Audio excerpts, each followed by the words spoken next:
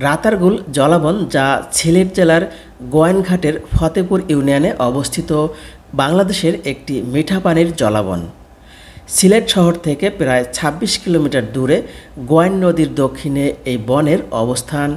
এছাড়াও এই বনের দক্ষিণে রয়েছে আরও ২টি হাওর, যা এই বনকে দীর্ঘ সময় পানি ধরে রাখতে সহায়তা করে থাকে। একসময় বাংলাদেশের একমাত্র জলাবন হিসেবে মনে করা হতো এই রাতারগুল জলাবনকে।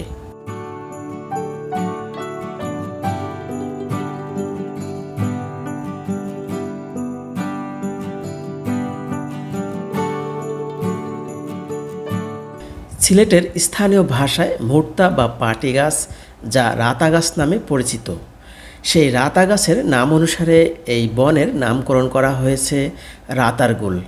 পৃথিবীতে মিঠা পানির যে কয়টি জলাবন আছে, বাংলাদেশের রাতারগুল জলাবন তার মধ্যে একটি এবং অন্যতম।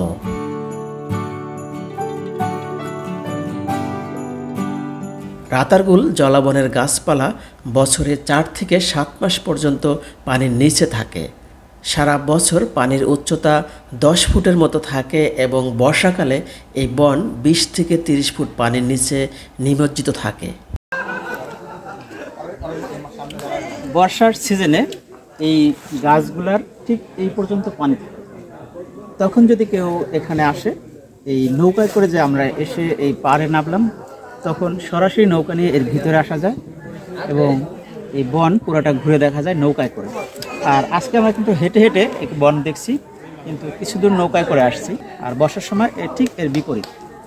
দেখেন সবগুলা গাছের গোড়ায় শিকড়, মানে যতটুকু শিকড় থাকে ততটুকুই পানির নিচে থাকে বর্ষার সময়।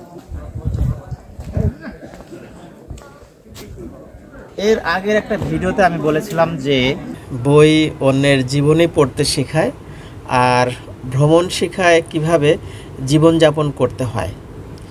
ভ্রমণ যে টাকা আর বয়সের উপর নির্ভর করে না, সেটা এখানে এসে আরও একবার বুঝতে পারলাম।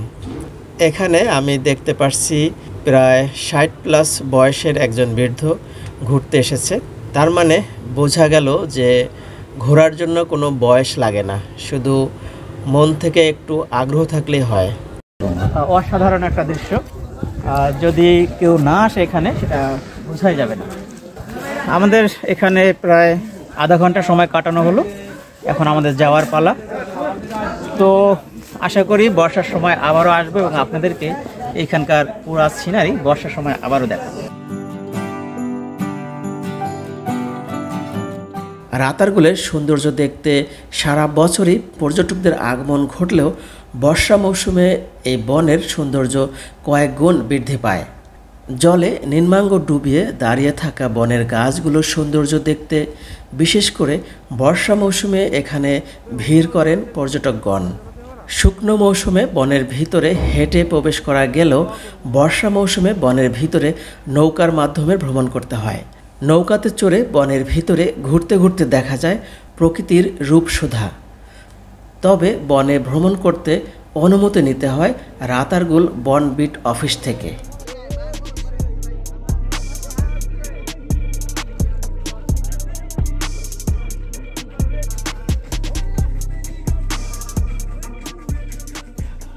এই রাতারগুল বনের সৌন্দর্য উপভোগ করতে চাইলে আপনি ঢাকা থেকে রাতারগুল কিভাবে আসবেন সেই ভিডিওর লিংক আমি ডেসক্রিপশন বক্সে দিয়ে রাখলাম, চাইলে দেখে নিতে পারবেন।